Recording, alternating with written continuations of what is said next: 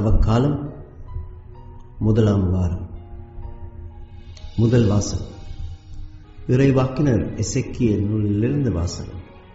அதிகாரம் 18, வசனங்கள் 21 தொடக்கம் 28 வரை. ஆண்டவர் கூறுவது: தீயவரோ தாம் செய்த பாவங்கள் அனைத்தையும் விட்டு மனம் மாறி என் நியமங்கள் அனைத்தையும் கைக்கொண்டு நீதியையும் நேர்மையையும் கடைபிடித்தால் அவர்கள் வாழ்வது உறுதி. அவர்கள் சாகார். அவர்கள் இழைத்த தவறுகள் அனைத்தும் அவர்களுக்கு எதிராக நினைக்கப்பட மாட்டார். அவர்கள் கடைபிடித்த நேர்மையின் பொருட்டு அவர்கள் வாழ்வர். உண்மையில் பொல்லாரின் சாவையா நான் விரும்புகிறேன். அவர்கள் தம் வழிகளினின்று திரும்பி வாழ வேண்டும் என்பதன்றோ என் விருப்பம் என்கிறார் தலைவராகிய ஆண்டவர். நேரியவர் தம் நேரிய நடத்தையினின்று விலகி தவறிழைத்து பொல்லாரைப் போல் வெறுக்கத்தக்கவற்றை எல்லாம் செய்தால் அவர்கள் வாழ்வாரோ? அவர்கள் கடைபிடித்த நேர்மையானது எதுவும் நினைக்கப்பட மாட்டாது. அவர்கள் இழைத்த துரோகத்தின் பொருட்டும் செய்த பாவத்தின் பொருட்டும் அவர்கள் சாவர். ஆயினும் தலைவரின் வழி செம்மையானதாக இல்லை என்று நீங்கள் நினைக்கின்றீர்களா? இஸ்ராயேல் வீட்டாரை கேளுங்கள், என் வழியா நேர்மையற்றது? உங்கள் வழிகள் அன்றோ நேர்மையற்றவை? நேரியவர் தம் நேரிய நடத்தையினின்று விலகி தவறிழைத்தால் அவர்கள் தாம் இழைத்த தவற்றின் பொருட்டு சாவர். பொல்லார் தாம் செய்த பொல்லாப்பினின்று விலகி நீதியையும் நேர்மையையும் கடைபிடித்தால் தம் உயிரை அவர்கள் காத்துக்கொள்வர். அவர்கள் உண்மையை கண்டுணர்ந்து தாம் செய்த குற்றங்கள் அனைத்தினின்றும் விலகிவிட்டால் அவர்கள் வாழ்வது உறுதி. அவர்கள் சாக மாட்டார்கள். இது ஆண்டவர் வழங்கும் அருள்வாக்கு. இறைவா, உமக்கு நன்றி. ஆண்டவர் உங்களோடு இருப்பாராக. உம்மோடு இருப்பாராக. புனித மத்தேயு எழுதிய நற்செய்தியிலிருந்து வாசகம். ஆண்டவரே, உமக்கு மகிமை. அதிகாரம் 5, வசனங்கள் 20 தொடக்கம் 26 வரை. அக்காலத்தில் இயேசு தம் சீடரை நோக்கி கூறியது: மறைநூல் அறிஞர் பரிசேயர் ஆகியோரின் நெறியை விட உங்கள் நெறி சிறந்திருக்கட்டும். இல்லையெனில் நீங்கள் விண்ணரசுக்குள் புக முடியாது என உங்களுக்கு சொல்கின்றேன். கொலை செய்யாது, கொலை செய்கிறவர் எவரும் தண்டனை தீர்ப்புக்கு ஆளாவார் என்று முற்காலத்தில் உள்ளவர்களுக்கு கூறப்பட்டிருப்பதை கேள்விப்பட்டிருப்பீர்கள். ஆனால் நான் உங்களுக்கு சொல்கிறேன், தம் சகோதரர் சகோதரிகளிடம் சினங்கொள்கிறவன் தண்டனை தீர்ப்புக்கு ஆளாவார். தம் சகோதரரையோ சகோதரியையோ முட்டாளே என்பவர் தலைமைச் சங்க தீர்ப்புக்கு ஆளாவார். அறிவிலியே என்பவர் எரி நரகத்திற்கு ஆளாவார்.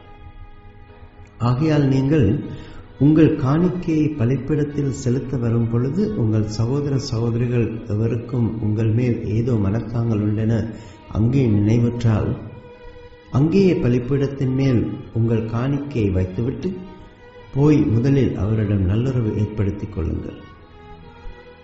பின்பு வந்து உங்கள் காணிக்கையை செலுத்துங்கள். உங்கள் எதிரி உங்களை நீதிமன்றத்திற்கு கூட்டிச் செல்லும் போது வழியிலேயே அவருடன் விரைவாக உடன்பாடு செய்து கொள்ளுங்கள். இல்லையேல் உங்கள் எதிரே நடுவரிடம் உங்களை ஒப்படைப்பார். நடுவர் காவலரிடம் ஒப்படைக்க நீங்கள் சிறையில் அடைக்கப்படுவீர்கள்.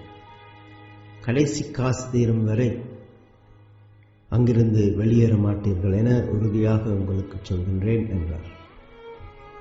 இது கிறிஸ்து வழங்கும் நற்செய்தி. கிறிஸ்துவே உமக்கு புகழ்.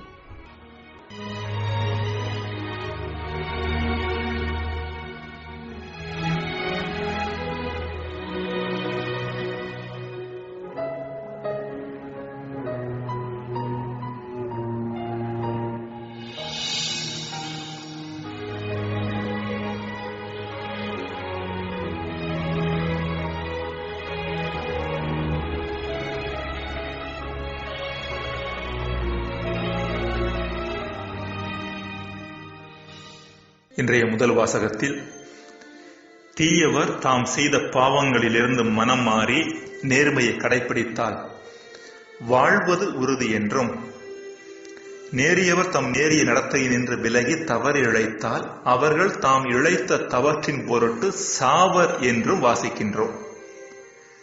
இங்கு பயன்படுத்தப்படும் வாழ்வு, சாவு என்கின்ற வார்த்தைகள் உடல் சார்ந்த அளவில் உயிரோடு இருத்தலையும் உடல் சார்ந்த சாவையும் சுட்டிக்காட்டவில்லை. வாழ்வு என்பது நிறைவாகவும் நிம்மதியாகவும் அர்த்தமுள்ள விதத்திலும் நம் வாழ்வு முறையை அமைத்துக் கொள்வதை சுட்டி நிற்கின்றது. சாவு என்பது வாழ்வின் அர்த்தத்தை தொலைத்துவிட்டு நிறைவின்மையிலும் நிம்மதியின்மையிலும் சோர்விலும் சோகத்திலும் வாழ்நாட்களை கழிப்பதை எடுத்துரைக்கின்றது. ஊதாரி மைந்தன் ஓமையில் வரும் இளைய மகன் தொலைநாட்டிற்கு சென்று அனைத்தையும் இழந்து வறுமையிலும் நிறைவின்மையிலும் வாடினான். நண்பர்களையும் வாழ்வின் அர்த்தத்தையும் தொலைத்து நிற்கதியாக நின்றான். இப்படிப்பட்ட இளைய மகன் தன் தந்தையிடம் திரும்பி வந்தபோது அவன் தந்தை, என் மகன் இவன் இறந்து போயிருந்தான், மீண்டும் உயிர் பெற்று வந்துள்ளான், லூக்கா 15:24 என்று சொன்னார். மீண்டும் தன் மூத்த மகனிடம், உன் தம்பி இவன் இறந்து போயிருந்தான், மீண்டும் உயிர் பெற்றுள்ளான் என்று சொன்னார், லூக்கா 15:32. அதாவது நிறைவின்மையிலும் நிற்கதியிலும் வாழுகின்ற வாழ்க்கையை சாவு என்று விவிலியத்தில் சுட்டிக்காட்டப்படுகின்றது.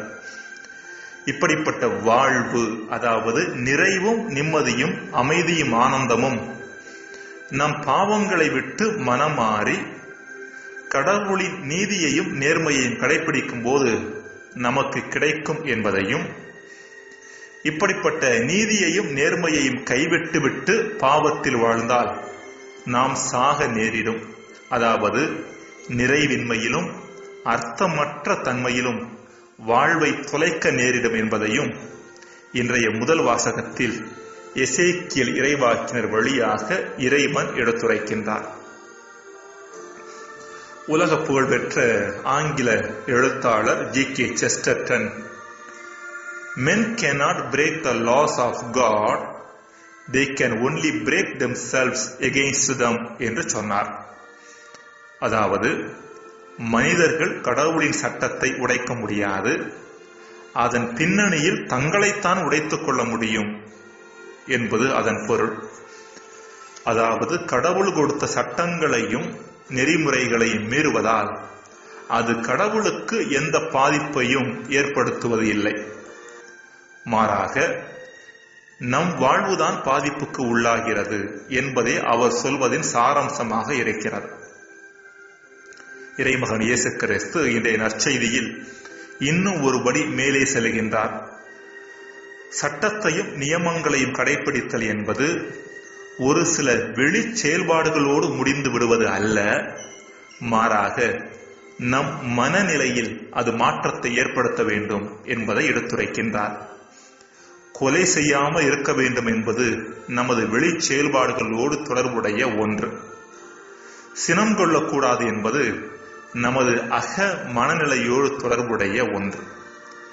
எனவே கொலை செய்யாமல் இருப்பது முக்கியமானதாக இருந்தாலும் அதைவிட மிக முக்கியமானது சினம் கொள்ளாமலும் இருப்பது. வேறு வகையில் சொல்ல போனால், நமது செயல்பாடுகள் அளவில் மட்டும் நாம் நல்லவர்களாக இருந்தால் போதாது, நமது மனநிலையிலும் நல்லவர்களாக தூய்மையானவர்களாக நாம் இருக்க வேண்டும் என்பதே இயேசு நமக்கு முன் வைக்கின்ற செய்தியாகவும் சவாலாகவும் இருக்கின்றது. ஜெபம். இறைவா, நிறைவும் நிம்மதியும் நீர் சுட்டிக்காட்டும் நேரிய பாதையில் நடப்பதால் கிடைப்பவை என்பதை உணர வரம் தாரும். ஆமேன்.